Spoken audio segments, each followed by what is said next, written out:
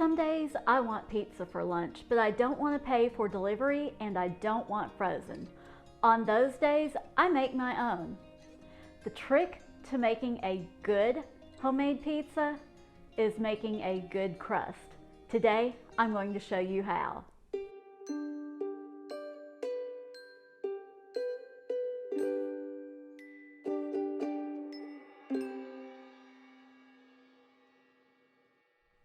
Thanks for joining me today on Susan's Cozy Kitchen while I make pizza for lunch.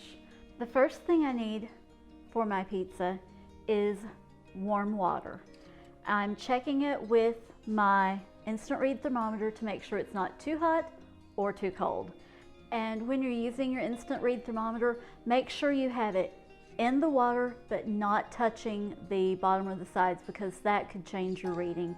Okay, this is 102 degrees. I'm calling that good. So 1 cup of warm water, and to that I'm going to stir in 2 1/4 teaspoons of instant yeast along with 1 teaspoon of sugar. I'm going to stir that together and let that dissolve. Then I'm going to let this sit for about 10 minutes and let the yeast start to bloom. Also, if you have the packets of yeast, that's 1 packet of yeast, 2 1/4 teaspoons. And I will see you in about 10 minutes. The yeast is blooming, it's looking great, so I am going to preheat my toaster oven today. I'm going to set it at 450 degrees and let that start heating up so it's ready as soon as the pizza's put together. I'm using a toaster oven today for a couple of reasons. Number one, I don't want to use that great big oven for just a small pizza. Number two, not everyone has an air fryer, but a lot of people have toaster ovens. So instead of using my big air fryer, I'm going to use my little Black & Decker toaster oven. Something different today. All this is working. Now it's time to stir in the rest of the ingredients. I have 2 1/2 cups of bread flour with a teaspoon of salt, and I'm just going to kind of stir the salt into the flour. You don't have to be real particular about it, just stir that in there. And then the other thing I'm going to stir into my flour before I add it to my yeast, some basil. So there's a 1/2 teaspoon, let's see. I'm going to go ahead and add another 1/2 teaspoon. There we go.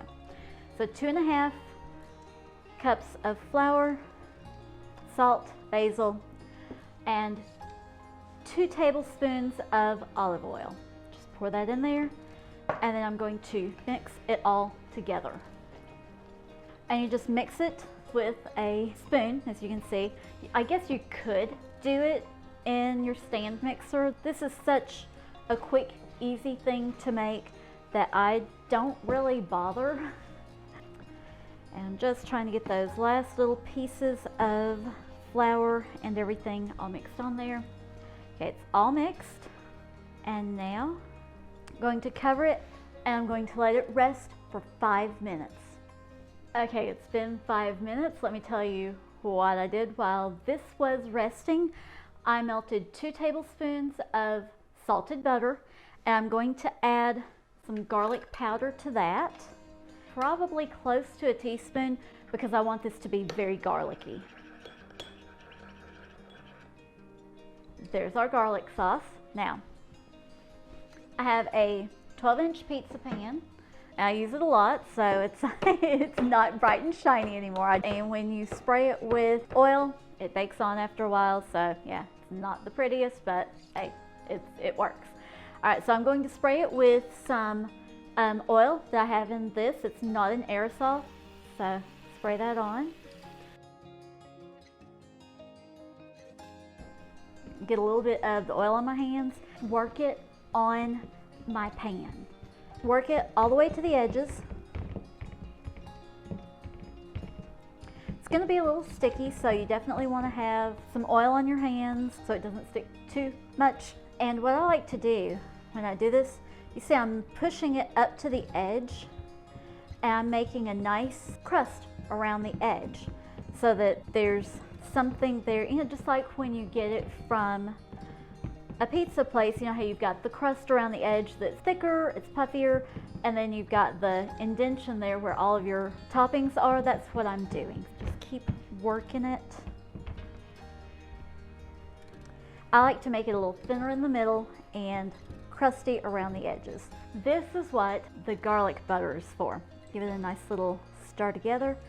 And then I like to paint over the crust to give it a little extra flavor, and then around the edges, just like at your favorite pizza places. Okay, I like to do a nice little sprinkle of the Parmesan and Romano cheese that's, you know, it's grated cheese. If you prefer shredded, you can do that, but I find that the grated works better. I'm trying not to make a total mess on my counter, but I'm not quite succeeding. So there's a nice layer of cheese and garlic butter on the outer rim of the crust. Now I'm just going to spend a couple of minutes putting my pizza together, and then into the oven it'll go.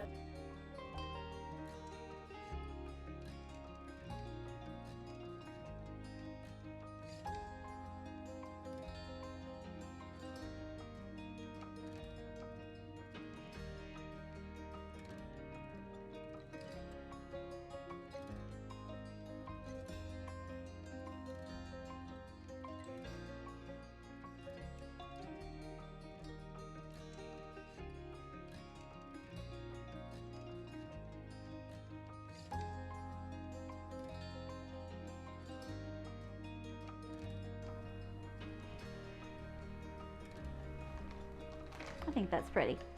Time for the oven.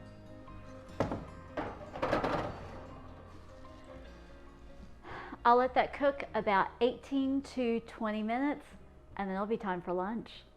At 18 minutes, it wasn't quite ready yet. I turned it around so that the crust would brown. It's been 22 minutes, and I think I overcooked it by a minute or two.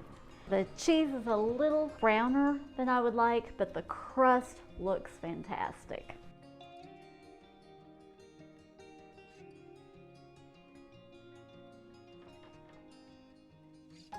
It's like a deep dish without being in a deep dish pan.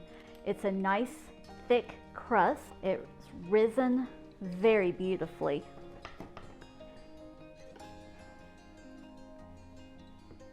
Nice and thick. Let's see how it tastes.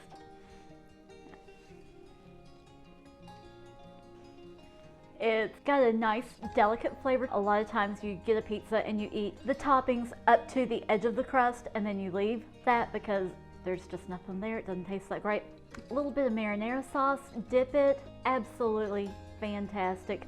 You're gonna want to dip it like it's a breadstick because it's so tasty. As always, today's recipe will be in the description box below. If you enjoyed today's video, please be sure and give it a big thumbs up. If you've not already, please do subscribe to the channel. And while you're there, hit the notification bell so that you find out every time I upload a new video to YouTube. Thanks for joining me. God bless.